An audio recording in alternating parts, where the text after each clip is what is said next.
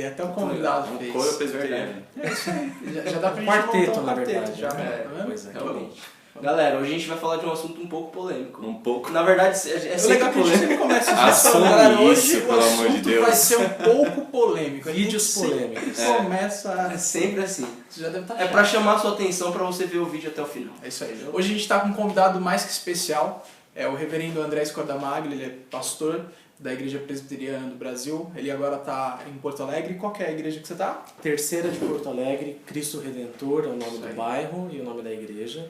Mas eu estou efetivamente na Congregação Presbiteriana de Jardim Leopoldina, projeto de plantação da 5ª Igreja Presbiteriana de Porto Alegre. Já fala o endereço já, pro pessoal já passar lá. Depois você pode editar, né? Pode. Tá, obrigado. Beleza. Daí eu passo o endereço, logo abaixo você vai ver o endereço. Vai estar na descrição Vai estar lá. na Isso, descrição, isso. É isso aí.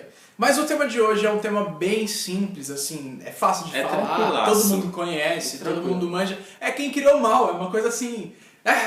É isso aí. Ele falou com empolgação, é quem criou o mal. Mas é isso aí. É por isso que a gente veio pra esse cenário sério, acadêmico, Sim. de biblioteca que não Pra é dizer nossa. que a gente leu alguma coisa, né? É, Isso aliás, aí. todos aqui ó, são livros que nunca leremos, que brincadeira. Mas a gente já quer fazer um agradecimento ao pastor Nelson, que você deu sua humilde Seu sala. gabinete. Seu Obrigado. gabinete. É, Valeu, pastor Nelson. A faxina ficou boa, tá? Isso. Muito boa. Mas vamos lá. E a gente quer, na verdade, trazer uma conversa bem simples, entre aspas, Sobre esse assunto. sobre... A porta abriu sozinho. Tá amarrado, cara. Fecha direito essa porta. Você é louco, mano. Acho que Assustador isso, né? É isso aí. Vamos falar sobre Vai falar quem sobre- criou o mal. Mas beleza. Vamos perguntar logo pra ele, né? André, quem criou o mal? Realmente é uma boa pergunta, né? Na verdade é o seguinte, quando a gente fala sobre quem criou o mal, tem que ser... Algumas coisas precisam ser definidas para que essa resposta ela tenha algum sentido, né? A gente precisa primeiro entender o que é mal. Porque pra mim, mal é eu estar com dor de barriga. Isso é mal. Mas pra você às vezes não. Pra você mal não é. Você Uma tá com pessoa dor que tem prisão de ventre, pra mim ela vai é gostar. mal. Exatamente. Uma pessoa que tem prisão de ventre, ela vai gostar de ter dor de Isso. barriga. Então, brincadeiras à parte, a ideia de que você precisa definir os termos antes de fazer a resposta é importante para que você não esteja respondendo uma pergunta que na cabeça de uma pessoa é uma coisa, na cabeça de outra pessoa é outra coisa. Então, se a gente fosse pensar teologicamente, o mal ele é dividido entre mal moral e mal físico. Então, os males físicos são aqueles que são os males das catástrofes naturais, os males físicos são as doenças, todas essas coisas são consideradas males físicos. E o mal moral é aquele que é ligado normalmente ao pecado. Ele tem, o mal moral ele tem menos, embora não muita, mas tem menos ligação com outras religiões que o cristianismo, porque algumas religiões não consideram nem a existência de um pecado, de alguma coisa que seja um mal moral, né? Então, o mal físico, ele normalmente atinge mais a sociedade porque ele é mais comumente aceito. Então, uma catástrofe natural, ela acontece no Brasil e ela acontece na Indonésia e as pessoas entendem como uma catástrofe natural. Mas se você disser que isso é um pecado aqui, as pessoas lá vão dizer, não é um pecado. O que significa que a compreensão de pecado do mundo é muito pequena. Ela é muito superficial, ela foge muito do que o que a palavra de Deus ensina a respeito do pecado. Então, para a gente tentar definir a ideia de mal, a gente fala a respeito de mal físico e mal moral. Para uma resposta simples, todos os males físicos, Deus sempre diz que está por trás deles. Sempre. Nenhum mal físico nas Escrituras é dito que aconteceu de forma despropositada, aleatória ou simplesmente natural. Tanto que a palavra de Deus é recheada de versículos que dizem que Deus é aquele que manda o sol, manda a chuva, mas ele manda o dilúvio. Então, a gente daria margem para dizer que Deus seria pego de surpresa, talvez. Nossa, aconteceu um desastre ali, tipo... Foi uma resposta dada através do que a gente chama de teologia relacional, né? Ou teísmo aberto, que teve essa proposta. Ou seja, Deus não pode compactuar com o mal. Então, o mal físico é um problema. Como eu acho que Deus não pode compactuar com esse mal, então eu tenho que assumir que Deus não tem nada a ver com ele. Que Deus não está lá. Porque ele é um mal muito grande, generalizado, atinge muitas pessoas, teoricamente inocentes e culpados, né? Mas quando a gente percebe que a palavra de Deus registra o exato oposto disso, que Deus está ligado a todos os males físicos que acontecem no mundo, a gente então percebe que a soberania de Deus ela é muito mais profunda do que qualquer pessoa pode imaginar. Então os males físicos, eles estão sim relacionados primeiramente com Deus. Por quê? Porque Ele é o dono da criação, porque Ele é o Senhor do universo. Nada acontece a parte de Deus. Os propósitos dos males físicos é que realmente faz com que nós tenhamos aquela vontade de dizer, não, isso aconteceu por causa daquilo. Então normalmente a gente pode perceber, você vai ler no Facebook, numa matéria de algum local, teve lá uma catástrofe naquele lugar. Tá cheio de idólatra lá. Não, mas é porque lá também é o antro da religião horrível.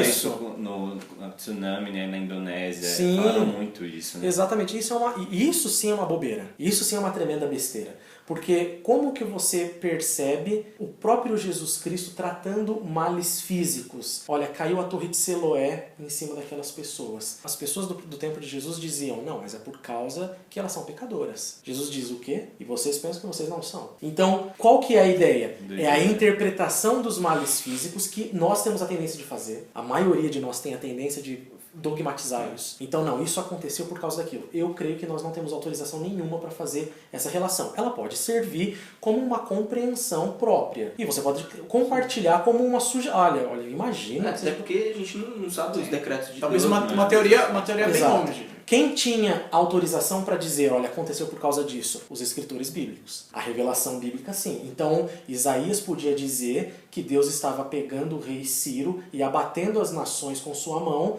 Por quê? Por causa do pecado do povo de Israel. Ele podia fazer isso. Olha, está acontecendo isso por quê? Porque vocês pecaram, porque vocês me desobedeceram, porque vocês adoraram outros deuses e assim por diante. Então, ali naqueles contextos, a revelação bíblica tem autorização, por ser revelação divina, de dizer assim, olha, isso aconteceu por causa daquilo. Nós não temos condição alguma de dizer isso. Nós não temos possibilidade alguma de chegar e dizer assim, não, o tsunami de 2004 aconteceu por causa... Não. Eu tenho alguns parâmetros bíblicos. Eu tenho certeza que aconteceu por causa da glória de Deus, porque tudo é para a glória de Deus. Romanos 11 deixa isso muito claro. Então, aconteceu para a glória de Deus. Mas como? Eu não vou ter todas as respostas. Mas eu tenho os parâmetros. Olha, aconteceu porque Deus é um Deus santo, porque Deus é um Deus bom, um Deus amoroso, porque talvez com esse tipo de catástrofe despertem as pessoas para o arrependimento. Sim. Entende? Então, nós fazemos conjecturas. Nós simplesmente imaginamos. Agora, a decisão dos motivos dos males físicos, que é o tema geral, nós não temos como dizer especificamente cada mal físico porque acontece onde acontece. Acontece a AIDS na África porque a África é só de religião animista e tudo mais. Bobeira. Hoje a África tem um contingente de cristãos enorme. Sim. Enorme. O cristianismo cresce na África a cada dia. Muito mais que no Brasil ou qualquer outro país. O islamismo cresceu e continua crescendo, mas o cristianismo também. Então, é mais ignorância da nossa parte mesmo, fazer algumas afirmações, mas eu creio que, nesse sentido, Deus, então, ele nunca se esquivou de dizer que estava por trás de males físicos. Nunca. Na palavra de Deus, você nunca vê Deus por fora. Muitas vezes o inverso você vê acontecendo. Ele dizendo, quem provocou isso fui eu. O que aconteceu é minha mão poderosa sobre essas pessoas ou sobre esse lugar, né? A dificuldade maior vem sobre a questão dos males morais, né? Porque você entra numa outra esfera. Embora os males físicos, eles realmente, numa análise mais profunda, eles tenham também muita dificuldade. Mas como que um tsunami que mata milhões de pessoas e crianças e tudo mais e tal. Mas os males morais, eles são mais dificultosos porque eles trabalham numa relação onde aparentemente o homem tem controle, que é sobre sua vontade, que é sobre si mesmo. O homem não pode ter controle sobre a natureza, pelo menos ele não consegue ter. Ele até gostaria, talvez, mas ele não consegue. Então, se acontece um tsunami, o máximo que ele pode fazer é prever. Olha, vai vir aí alguma coisa. Mas ele não consegue conter isso. Então, de alguma maneira, eu acho que a humanidade aceita com mais tranquilidade a ideia de Deus estar por trás de males físicos. Agora, quando você fala de males morais, você está mexendo numa estrutura que aparentemente tem liberdade para não agir dessa forma. E é assim que as filosofias ou as teologias, sejam elas de matiz que for, elas vão tentar trabalhar através disso. Como que existe um Deus soberano, nessa maneira como a palavra de Deus registra, existe um Deus que está por trás de todas as coisas e o mal está no mundo.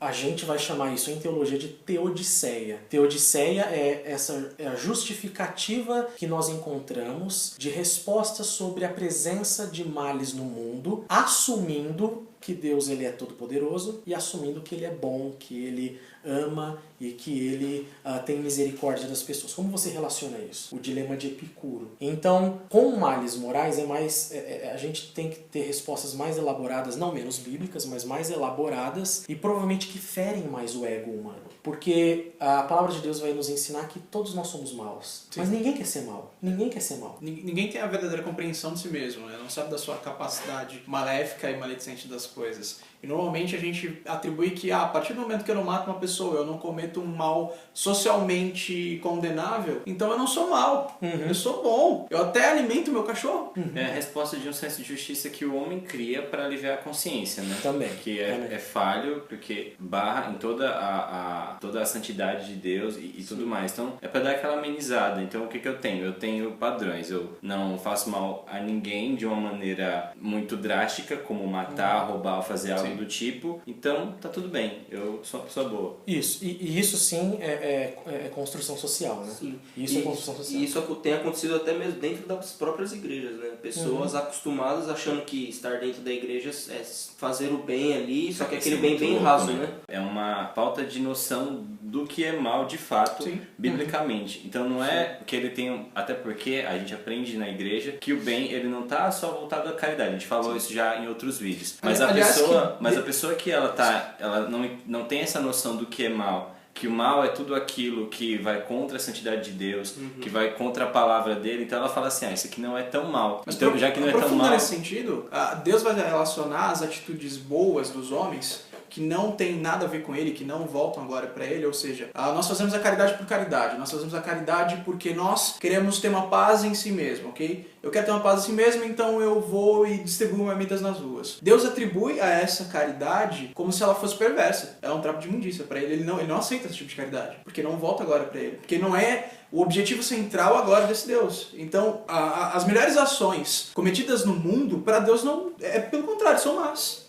Elas continuam sendo más. E por que isso, dentro desse tema principal da ideia de Deus ser criado mal ou não, né? A ideia de que o coração do homem ele é a fonte das suas vontades, dos seus desejos. Uma coisa que precisa ser importante ser lembrado é que na palavra de Deus não existe uma dicotomia entre cérebro, razão e coração, emoção, né? Então você vai perceber que o mundo ele compreende a realidade dessa maneira. Então aquilo que ele deseja fazer com o seu coração é diferente daquilo que o seu cérebro mandaria fazer. Seu cérebro é o senso de responsabilidade, você precisa trabalhar. Mas o seu coração diz assim, nossa, mas hoje eu não queria trabalhar, eu queria jogar bola. Então o mundo faz essa dicotomia. A palavra de Deus não ensina isso de forma alguma. A palavra de Deus ensina que a fonte de todas essas coisas é o coração. Principalmente da fonte do próprio intelecto. Então o coração como fonte da vida do homem faz com que então nós entendamos que em todas as áreas da vida ele tem a aplicação e a mancha do pecado, até no intelecto. Porque o coração é o que foi atingido, obrigado. O coração foi atingido. Então a fonte não é boa. A fonte jorra coisa ruim. Então só vai sair coisa ruim. Por isso que não há aceitação da parte de Deus de uma obra de caridade, porque ela não é efetivamente uma boa obra. Dentro da teologia a gente faz a distinção, né, entre boas obras e más obras. As boas obras elas só são possíveis para aqueles que têm a fonte modificada. Quando Deus lá em Ezequiel tira o coração de pedra e coloca um coração de carne, ele está trocando a fonte. Então ele está dizendo, agora alguma coisa que só produzia coisas mesquinhas, ruins, egocêntricas, vai produzir coisas que são para minha glória, que são para o próximo, só por causa disso. Então, veja, nós já começamos estabelecendo que o coração é a fonte do mal. Isso é importante por quê? Porque as pessoas tendem, principalmente nas cosmovisões recentes, né, e na maioria delas, as pessoas tendem a colocar o mal como alguma coisa externa. É só você perceber, você assistir qualquer filme, qualquer desenho, você vai perceber que o mal nunca procede das pessoas. O mal tem talvez Ela só percebe isso. Não, e tem talvez é um ou outro né? personagem mal, mas é assim, é exceção. O padrão são pessoas boas, com intenções boas. E normalmente ele não se torna mal pelo que ele é, mas sim pelo que ele faz. E tem outra coisa, ele se torna mal por uma circunstância. Sim. Ele não nasceu mal, ele não é ruim, ele se tornou ruim. Então, a sociedade o corrompeu, aquela ideia iluminista. Isso. O homem nasce bom, mas a sociedade o corrompe. Houve um marco, houve um trauma que desencadeou uma série de Há justificativas para esse mal, há muletas que ele pode se apoiar para tentar dizer, olha, eu sou mal por causa disso. Então a palavra de Deus, ela vai contra tudo isso, porque ela vai ensinar que o homem é mau, que a fonte é má, ele é ruim. O mal entrou no mundo. Então é aí que está a ideia de teodiceia. Como ele entrou, né? Ou por que Deus permitiu que ele entrasse? Aí nós entramos na questão da soberania de Deus e na responsabilidade do homem. E aí eu responderia para você de forma bem confessional, assim, muito confessional, confissão de fé de Westminster, como minha confissão pessoal. Eu responderia como a confissão responde, que o Deus ele tem tudo a ver com tudo que acontece no mundo, porque todas as coisas acontecem de acordo com a sua vontade de um plano eterno que ele traçou. Então tudo acontece de acordo com a vontade de Deus, porque ele está governando tudo nos mínimos detalhes, inclusive qualquer coisa, exatamente, porque ele decretou o mal, mas ele não pode ser considerado o autor ou criador do mal, porque esse mal surge nas criaturas. E aí a gente não tem uma liberdade autônoma, ou seja, então eu posso fazer o que você quiser? Dentro da estrutura que você foi criado, pode. Mas ninguém foi criado a parte de Deus, ou ninguém existe a parte de Deus. Então, a liberdade que o homem tem é condicionada à sua natureza. Como nós já nascemos em pecado por causa de Adão, nós não temos liberdade do pecado. Só Cristo. Exato, não existe. Ixo não existe. Mas existiu. Adão foi aquele que podia tomar uma decisão contra a sua natureza. Ele foi criado bom, e até por causa disso, o registro bíblico ensina que todas as coisas foram criadas boas, tudo foi criado muito bom. É um Deus bom, criando coisas boas. Exato, mas elas se corromperam. Então aí vem a questão, mas por que Deus permitiu? É porque ele tem um plano, existe um propósito para que isso aconteça. Então, o plano de Deus inclui o mal e o pecado e a calamidade, inclui isso, mas Deus não é o autor do mal, porque não foi ele que iniciou o mal na criatura. Satanás caiu por causa de si mesmo. Ele foi criado bom, ele foi criado um ser angelical para a glória de Deus. Mas todos os seres criados por Deus, principalmente o homem e os anjos, tem certa liberdade, uma liberdade criada, não autônoma, mas uma liberdade criada. E dentro dessa liberdade criada você pode tomar decisões. E essas decisões estão vinculadas ao decreto, mas também estão vinculadas à sua responsabilidade como agente que Deus te criou como responsável. Você também não é responsável por causa da liberdade, porque senão ninguém seria responsável no mundo, ninguém tem liberdade de Deus. Você é responsável porque Deus disse, você é responsável. Olha, toma o caminho certo. Porque você precisa tomar o caminho certo. É você que precisa. Então, é Deus que atribui responsabilidade à criatura. E aí, quando ele atribui responsabilidade, Adão peca, ele sofre as consequências do pecado. Mas não só ele, porque ele é representante da criação, representante federal, porque ele é o vice-regente, né, em algumas outras partes a gente lê esse tipo de termo, porque ele foi criado numa posição de representante da criação. Quando ele cai, toda a criação cai com ele. A teologia da aliança vai nos ensinar que esse pacto que Deus faz com Adão, ele é um pacto, como a própria confissão de fé ensina, ele é um pacto que é um pacto de obras, é um pacto que ele é feito para, obedecendo, obter vida. Mas tudo isso já está incluso no plano de Deus, porque Adão desobedece, e desobedecendo o pacto da graça, é aquele pacto que agora nós não temos mais como obedecer a Deus. Ninguém consegue mais obedecer a Deus. E por causa disso, não tem vida. O que você precisa fazer? você precisa crer em Cristo. Porque Ele é o segundo Adão. Porque lá em Romanos, lá em Coríntios, Paulo vai dizer, olha, Adão representava a criação e Cristo representa a redenção. Então, em Cristo, todas as coisas também são redimidas. Se em Adão todas caíram, em Cristo todas são redimidas, inclusive a criação toda. Mas aqueles que são redimidos por Cristo são aqueles que são eleitos na eternidade e aqueles que são alcançados pelo Espírito Santo aqui. Então eles agora creem em Cristo, têm uma nova disposição, têm um novo coração que pode obedecer a Deus. Mas se continuarem escravos do pecado, como diz Jesus, todo que comete a prática do pecado é escravo do pecado. Então as pessoas na verdade são escravizadas pelo pecado. Elas não conseguem se libertar disso, eles não têm o arbítrio, a decisão de tomar de fazer boas coisas. Ninguém tem essa decisão. Nós só poderemos tomar boas atitudes e boas de acordo com o padrão de Deus estabelecido na sua palavra. Nós só teremos como realmente viver essas boas atitudes se nós tivermos o nosso coração transformado, se nós tivermos o nosso coração mudado, que é a fonte do problema. A natureza precisa ser transformada. Então, né, pessoal, depois dessa aula a gente pode encerrar o vídeo. Tchau, até mais. André, vou fazer o advogado do capiroto, tá? Tá parecido, inclusive. Obrigado. Obrigado, tá? Seguinte, num vídeo do Sr. Augusto Nicodemos, beijo tio Nico, que é isso? Ele cita Agostinho, que falava que o mal era esse cão raivoso de Deus, que ele só vai até onde a Satanás. Na verdade foi o Ferreira. Satanás. Tá. Que ele... Mas Ele é como um pitbull numa coleira. Exato. Tá. Apesar de que eu acredito que já tenha respondido, mas se você puder esmiuçar isso pra gente seria legal. Pra que Deus mantém esse cachorro? Tá, exatamente porque a história ela teologicamente ela é teleológica, ela tem um fim estabelecido.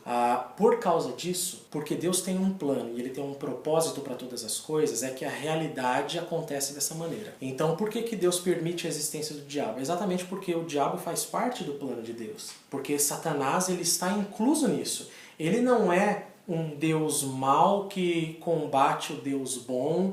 E aí então, não é uma batalha. Exato, essa cosmovisão não é cristã. A cosmovisão cristã ensina que o Satanás é um servo de Deus. Ele não é o antagonista da história. Não, ele é um coadjuvante que tem a subserviência, ou melhor, está servindo ao protagonista. Sim, exato. A história é de Deus. O palco é de Deus. Mas o que a gente é sempre bom lembrar dentro dessa estrutura? Primeiro que Satanás tem um reino que teologicamente a gente chama de parasita. Satanás não produz nada. Ele é um socialista, vamos dizer assim. Isso não vai cortar. Exato. Não vai cortar nada. Exato. Ele não produz nada. Ele não tem nada. Apenas usurpa. Exato. Ele usurpa a estrutura criada. Então o que acontece? Satanás ele tem o reino parasita e usurpado. Quando ele dá cabo disso, ele está cumprindo um plano de Deus já traçado na eternidade, mas ele faz isso segundo a sua vontade. Ele deseja isso. Ele deseja. Veja, Satanás, ele não... nem Satanás nem ninguém está cumprindo um plano de Deus de maneira... assim, contra a sua vontade. Exato, de maneira forçada, Sim. no sentido de que não é contra a minha natureza fazer essa maldade, mas Deus já decretou Mas isso. O cara tá seguindo o script. Deus está só, né? persuadindo talvez o homem, Deus está agindo com persuasão Não. de Satanás de maneira São A ideia, marionete. isso, Não. a ideia bíblica é que as pessoas, Satanás, agem de acordo com a sua natureza, de acordo com o que eles são, de acordo com as suas vontades. Deus é soberano nisso? Sim. Sim, mas por onde nós nos guiamos? Pela vontade revelada. Então, nós nunca poderíamos, por exemplo, assassinar alguém de maneira antibíblica, não em defesa pessoal. Defesa pessoal pode, mas quando você... Tá demais esse polêmicos, vídeo, tá ótimo. Polêmicos. Mas, por exemplo, quando você assassina alguém de forma brutal, cruel, antibíblica, você cai no pecado de matar. Então é o pecado não matarás. Você se guia pela vontade revelada de Deus. Então você não pode dizer assim, mas é que Deus tinha decretado que eu ia matar mesmo. Então a culpa é dele. O que eu pude fazer, né? Exatamente, não podia fazer nada. Então, isso, na verdade, é o oposto da teologia. É a compreensão errada da teologia, é a pessoa que não entendeu nada. É a pessoa que, na verdade, vai começar a desculpar os seus próprios pecados, os seus próprios erros, a sua irresponsabilidade em cima da soberania de Deus. Segundo a palavra de Deus, isso é tentar ao Senhor. É aquela ideia de repassar a consequência, repassar o ato mal atribuindo ao Senhor. A mulher que tu me destes, Deus. A mulher que o Senhor me deu aqui, deu-me de comer, por isso que eu pequei. Não foi a minha natureza, não foi o que eu desejei, não foi o que eu escolhi. Sim. Foi o que o Senhor fez, tá vendo? Mas Tiago é claro, né? Ele fala que Deus não pode não tenta o homem, ele não pode ser tentado. E tudo todo isso... dom perfeito procede e toda tentação do homem provém da própria cobiça, né? Sim. Então eu entendo aqui, de fato, até uma pergunta mesmo. Eu entendo aqui de fato que essa maldade, ela provém de mim. Sim, com certeza. Também. E aí então você percebe, por exemplo, que a gente tem o que a gente chama na teologia de vontade secreta e vontade revelada. Nós não nos guiamos pela vontade secreta. A vontade secreta de Deus são os seus decretos eternos. O que ele já estabeleceu na eternidade que acontecerá durante toda a história, né? E até o fim da história. Por isso que Satanás ainda está nesse mundo, por isso que ele ainda age, por isso que ainda nós vemos os males desse mundo, porque há um propósito bom, eterno, e um propósito que estabelece a glória de Cristo para todas essas coisas. Porque ele vem verdadeiramente restaurar o reino que foi usurpado e o reino que foi mitigado por causa de Satanás. O que o pecado fez com toda a estrutura foi exatamente isso, foi deteriorá-la. Mas Cristo, ele restaura todas essas coisas. E por causa disso, e aqui também vai uma grande polêmica escatológica, e por causa disso, que Cristo fará essa obra de restauração até o dia dele voltar. Então é mais fácil ser pós-milenista. Galera, com essa polêmica escatológica, a gente encerra, infelizmente, esse vídeo. É isso aí. Olha só. Vocês vão dormir com essa? Comentem aí, discutem, talvez a gente... Eu já tô com aquele tique no olho, esse do que tá... Inclusive, só para concluir Olha essa isso. parte, inclusive, a fé pós-milenista é a fé dos presbiterianos.